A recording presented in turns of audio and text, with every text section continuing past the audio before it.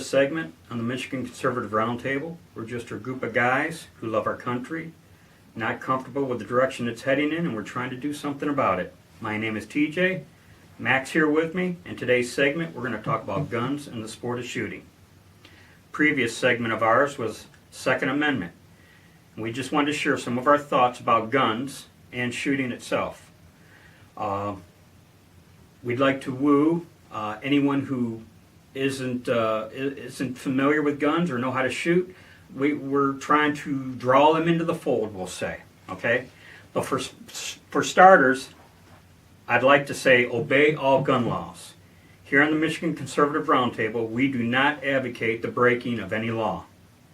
I'd like to review some gun safety real quick here. Always treat a firearm as if it were loaded. Keep the barrel pointed in a safe direction. For purposes of this video, we've designated this as the safe direction. Always keep your finger off the trigger until you're prepared to fire. Identify and be certain of your target. Always know what lies beyond your target. None of us are perfect shooters. So in the event that you miss or if the bullet should overpenetrate, you need to know what lies beyond your target. And I'd like to add, you are responsible for that route, where that round goes. Yes. Always clear your weapon prior to handing it to another person, and make sure you pass it to them properly. And I'd just like to show you some things here of how to do that. Here we have a little 5-shot revolver, and as you can see, it is empty. So if I were going to hand it to Mac, I would give it to him like this so that he's able to inspect and know that it's not loaded. And that is how you hand off, say, a revolver. Or if you had a semi, if I was going to hand it off, always remember, hand off the trigger. That way he's able to see that it's not loaded, and then he can look it out or check it out. All right, and that's how you would hand a weapon off to someone if you wanted to show them something. All right. First thing, I'd like to talk to the gun owners and the shooters out there, and it's always been really important to me that we be the best ambassador possible of the shooting sport.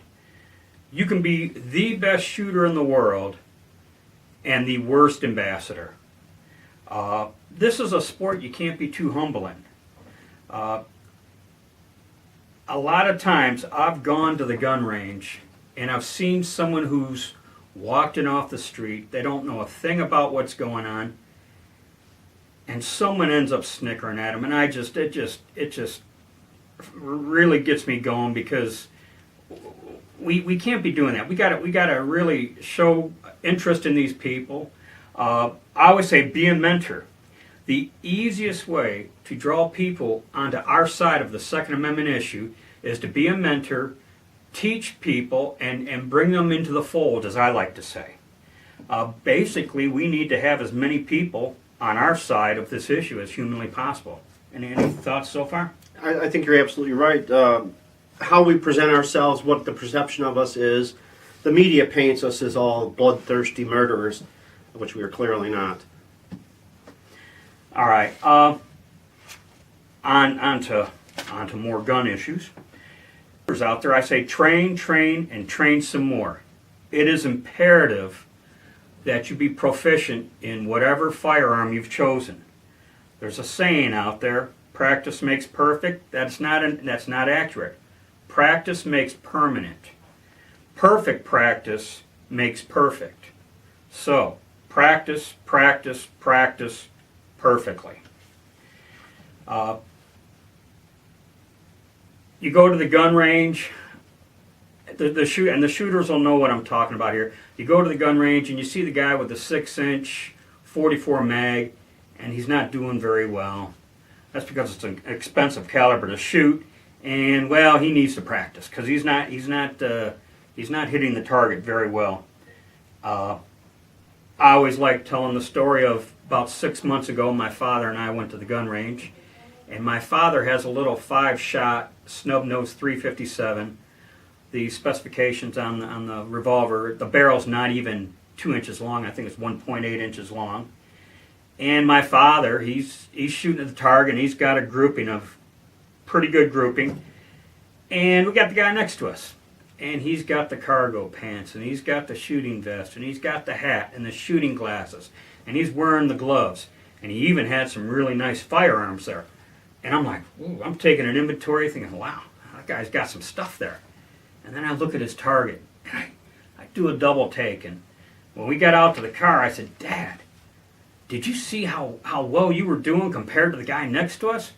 And he had all the gear. You know what? He had all the gear, but he definitely need to practice some more.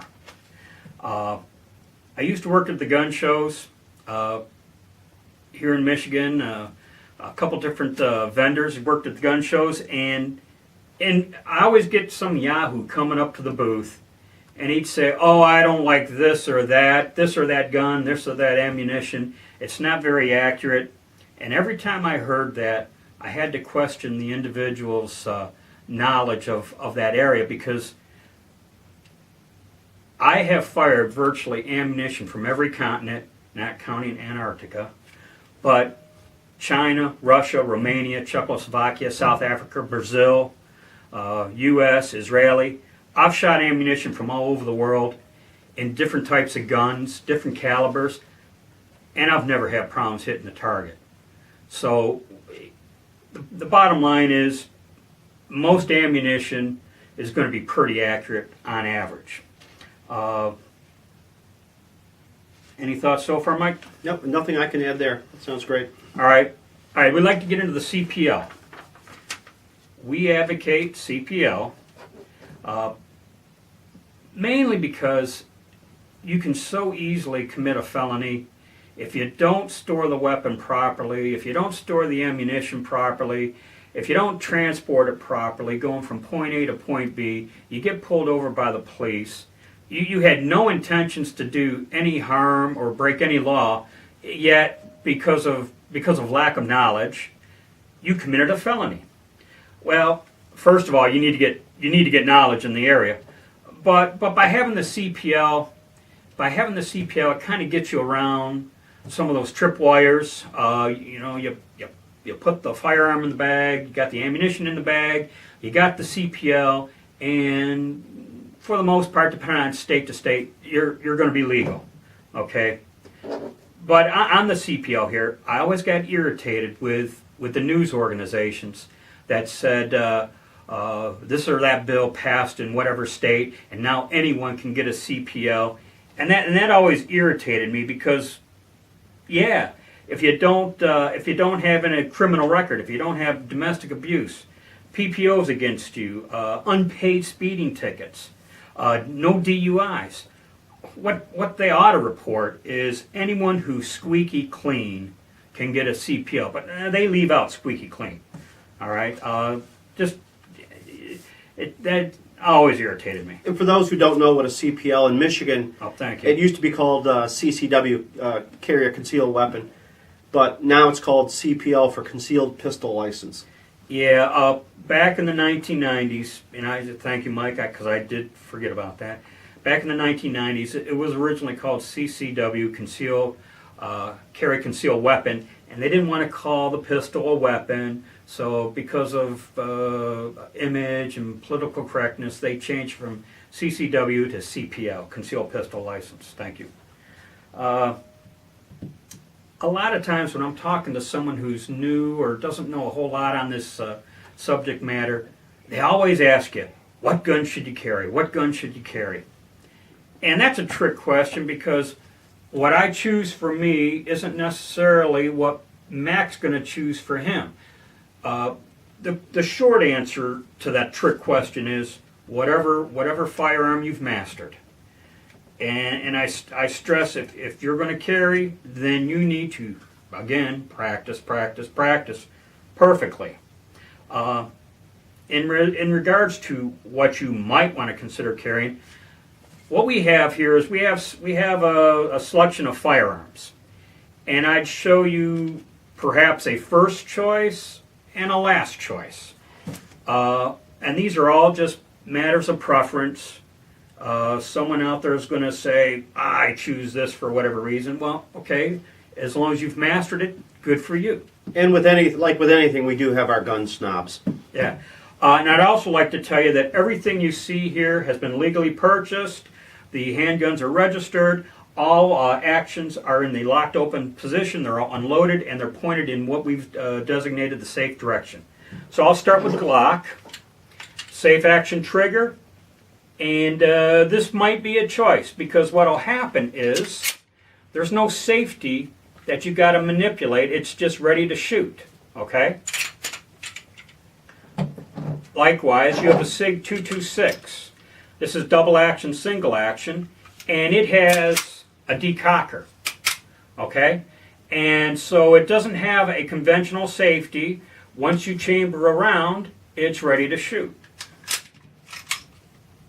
If I can get this locked. You might mention the calibers of each of these. This is a 40, this is a 9, but the calibers, again, it's going to be a choice. Perhaps in a future video, I will share why I chose what I chose with more specificity. This is Max. Is this the 357? 38. 38.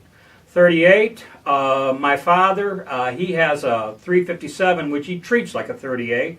But if someone was going to shoot 2 or 3 times a year, you might want to consider this. And if all you're going to shoot is 2 or 3 times a year, I don't know if I could endorse you to carry concealed. Okay. What we have here is the infamous old vintage Colt 45. This is a government model. This would be one of my lesser choices, especially for a person new to shooting. This weapon was designed to be carried cocked and locked as you see it now. The safety is engaged upward, therefore it will not shoot. And if you were to draw and shoot, you would first have to disengage the safety prior to squeezing the trigger. And I personally would not endorse this particular type of firearm for the occasional shooter or someone new to shooting. Okay? My last choice, and I like this, but even I myself, I don't really carry it much. This is an H&K USP 40. This has a 3-position safety, and unless you're trained, you're going to screw this one up. It's got a 3-position safety. That's the full safety. That's like the fire, and there's the decocker. Okay, and you can actually carry this cocked and locked like you would a 45, but with the 3-position safety, unless you are very well trained, I would not make this my first choice. Okay, so I'm gonna lock this to the rear. Again, like I said, I'm for simplicity.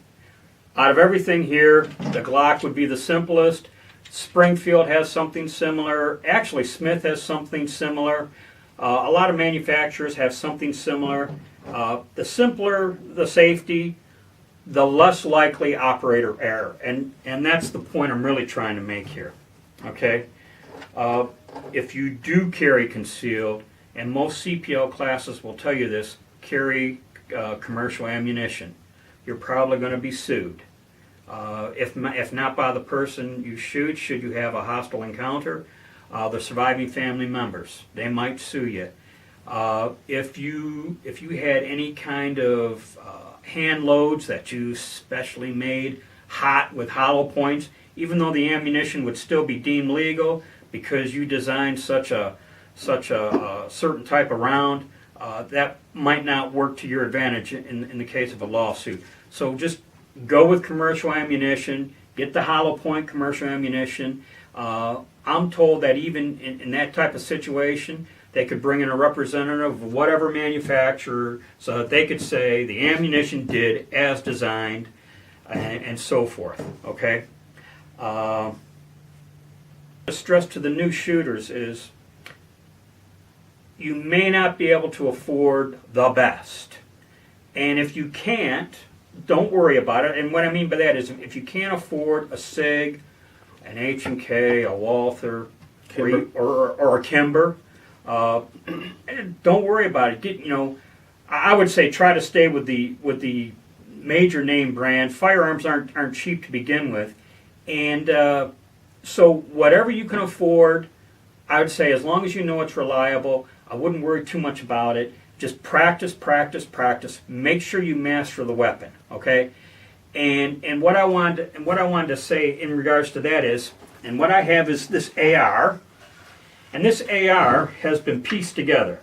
This is a Colt lower and an aftermarket upper. And if you notice, I have no optics here. I have a rear peep sight.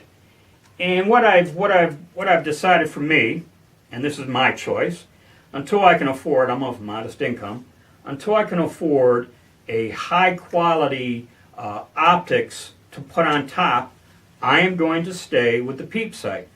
I got this thing zeroed. I've mastered this weapon.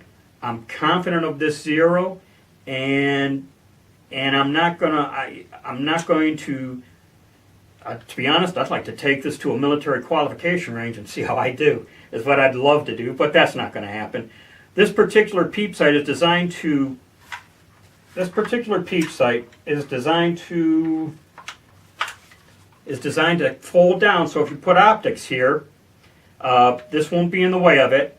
And then if something happens to your optics, if they break or if it just completely fails, then you are able to continue the fight with your peep sight. So I'm kind of a fan of this. And if we could look at this one over here. And as you can see, this one's tricked out a little bit. It's looking fancy. But I would tell you, both of these shoot the same round. They do the same thing. And this is not mine. I would not worry about this in regards to whether or not I need something like this. And I just kind of wanted to show the difference between the two. And this one has a red dot scope on it. And likewise, let's just pull out the shotgun here real quick. This is a Mossberg, correct? Correct. Okay. This is a no-frills Mossberg 500. It's a blue-collar 12-gauge pump. And the reason why I wanted to show this is because you got the gas-operated Benellis out there that are like over $1,000. They're so expensive, I couldn't even tell you how expensive they are. And I can't afford a Benelli. In fact, you got independently wealthy almost to afford a Benelli. But anyways, this is a cheap, affordable, no frills working shotgun.